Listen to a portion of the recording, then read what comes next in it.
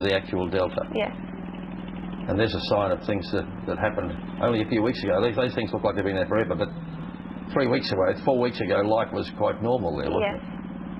So right. it really did hit them like a bomb, didn't it? It did. Their livelihood, most of this area, the livelihood of the people is fishing.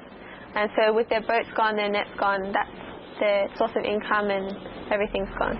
What are we seeing here? These are the dead bodies that are along the way. And this is only half an hour from that main port town. Right. So dead animals. Dead animals. Dead humans. Humans. And as you said, this water debris. is the people's livelihood, so pretty smartly it became contaminated. Yes, that's right. Right. So people were actually probably bathing in, washing in, cooking in the same water. Drinking the water. The kids play in the water. Right. No choice, really, is there? No. So they either had no water at all, or drinking from contaminated water, yes. which would lead to disease, yes. and so on goes the problem. It's like a horrible snowball. Where are we here now? This is the Karenna village that we visited. This is one of the villages in the delta? Yes, in the delta. That can only be reached by boat. Right. And this is the first time they've received aid since the cyclone. Right. I guess what I'm wondering again is, why were your group able to come and do this obviously good work when for 3 weeks the military government, were refusing entry by international agencies? What was the difference between your relationship with them and the international agencies from the UN, etc.? Our group, the 3 groups that we're working with, they're all local. So the Adventist Relief Aid group, they were already there. A lot of their team were caught in the cyclone, and so they were there on the ground straight away and able to help. Because they were locals, of course this gave them access to these areas. And also our missions organisation, Asian Tribal Ministries, and the Karenna Peace Council, all locals that have been working in this area for the last couple of years. So as you said earlier, you had this special relationship with the junta that other people haven't had. Yes. This village here, how many people were there, do you know? How many families? I can't say how many people, but there were 70 houses. So probably only 300 or 400 people? Yes. How many now? Now there's 12, only 12 survivors left. And all of them men? All of them men except for one woman. One woman, kids?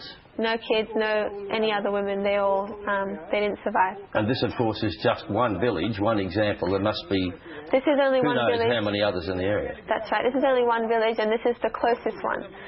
So you can imagine, for them, it's easier to get back to the mainland. They're repairing some of their boats, but for those who are deep inside, who have nothing, no one's reached them at all. Right. No one even knows what it looks like in there. And you talk to the survivors, of course, I imagine, about what might have happened to them, what their stories might have been. We asked them to share about what happened and their situation and how they feel. Were they still shocked, or was it easy enough to get them to talk about what had happened? They want to talk, but I think they just can't describe it. They want to talk, but they're shocked. Right. A woman, she just told us how there's only one house left, and they all share the same room, and there's no mosquito nets, nothing there. The only thing that they eat are crabs and little fish. And she lost her 2 cousins. The water rose and they got swept away. All the children gone.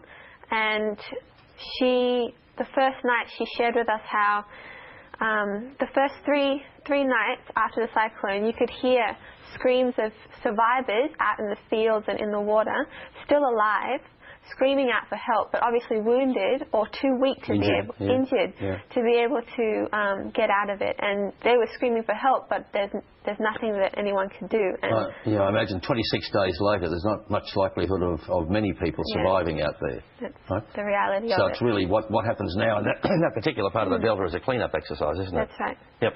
I should thank you for giving us that footage to show people, but these photographs that you showed me earlier are interesting. These are they're almost happy snaps with members of the military junta. That man is a quite senior military official, isn't he? Yes. Speaking there with one of the Karenna leaders, you told me. And this is what I think people would find amazing, because the rest of us have been wondering what the heck is going on in Burma, that they won't let the UN or other aid agencies in, but your religious groups were able to. Is it because you didn't pose a threat, or what? Well, yeah, because we're local. We're already in there. And you had locals working with you. You weren't bringing in teams of outsiders from other countries. That's right. Yep. So what do you think is happening now then? Because they do appear to be softening their stance. Today we hear that 6 UNICEF people are able to get in. Yes. And Sans Frontières are getting in now. So they're finally waking up to the fact that the world is expecting them to let people in. Yes, they're starting to let people in. because I believe that we've been able to also help convince them and encourage them that the world genuinely wants to help and is not trying to come in and take over and take advantage of the situation. You've got a relationship with them, and the rest of us see them as paranoid, we see them as undemocratic, we see them as totally ignoring human rights and the like. Do you think the world maybe has approached the junta in Burma incorrectly, and therefore they've not been able to help the way they'd like to because the junta has this attitude towards them that they're there to take over the country? I believe in this situation, yes. I think that the only way to be able to work together with the government, which is what we have to do, we have to work together with the government. Whether we like them or not. Yes, because it's about the people. Right now it's not about politics, it's not about whatever their government is, it's about helping the people. And so the international community should have an attitude of coming alongside them and encouraging them, which will soften their attitude. I think it's a lot to do with past relationship between the Burmese government and the international community has not been a positive one. And so you can't just suddenly say, well, yesterday, this is what I thought of you, and today this is what I'm going to think of you. You can't do that. It has to have some process of time and gaining of trust to be able to have that sort of relationship. But it will start only when there's encouragement. Encouragement, for the sake of helping the people, will help to get that started. Browbeating and criticism, endless criticism, you think is possibly going to have the opposite effect? Yes, it is. They're likely to dig their toes in and refuse to accept help. I believe that's the reason why they're not accepting help. Look, I'll let you go because you're looking tired and you deserve a rest. But thank you very much. Thank you. Lovely meeting you. And you going back? Yes. I thought you'd say that. Next week. Thanks, Karenna. She's only 20, by the way. There are more images from Karenna's journey on our website, sbs.com.au/dateline.